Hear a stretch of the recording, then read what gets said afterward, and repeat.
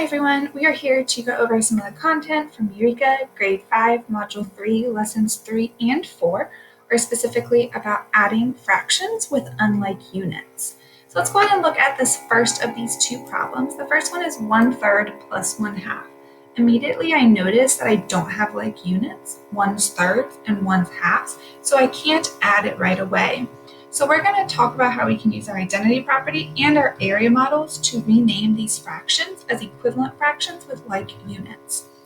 So you can see down here that I have my 1/3 represented and I have my 1/2 represented. It's important if we use the area model strategy to draw one with all vertical lines and the other with all horizontal lines, because an easy way for us to find an equivalent fraction is to mirror the other lines on that fraction.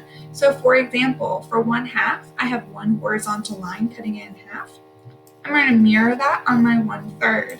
For my 1/3, or to show my thirds, I have two vertical lines cutting into 3. I'm going to do that here as well.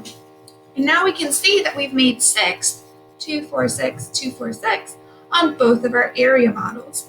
Now to change our thirds into 6, we split each of our thirds into 2 parts. Our identity property tells us that we can multiply by a version of 1 without changing the value. So I can multiply by 2 halves, which is the same as 1 whole, to get that equivalent fraction of 2/6. Notice that we didn't color any in, we didn't erase, we simply renamed, so our value is the same. For 1/3, I would have multiplied by 3/3, or 1/2, I would have multiplied by 3/3, because I cut each of my halves into 3 pieces to get that equivalent fraction of 3/6. So now I can rewrite my equation, or my expression rather, with my new units of 6. So 1/3 is the same as 2/6, 1/2 is the same as 3/6, so I would get the sum of 5/6. I have 1/6, 2/6, 3/6, 4/6, 5/6. So that's what we went over in Lesson 3 of Module 3 in Grade 5. Looking at Lesson 4, we're now working with some possible values that are greater than 1. My process still starts off the same. So I have my 3/4 and my 2/3. I don't have like units, 1s and 4ths, 1 and 3rds, and I want to make sure that I have my same fractional unit. I've represented my 3/4 using vertical lines. I've represented my 2/3 using horizontal lines. Let's go ahead and mirror those lines. So I'm going to cut these into thirds. I'm going to cut this one into fourths. We can now see that each of my area models represents 12ths now. For my 3/4, I didn't really give myself enough room. Let me go ahead and make sure that we have erased as we needed to. There we go. So for my 3/4, I cut each of my fourths into thirds to get my new fraction, or rather to rename my same value as the fraction 9/12.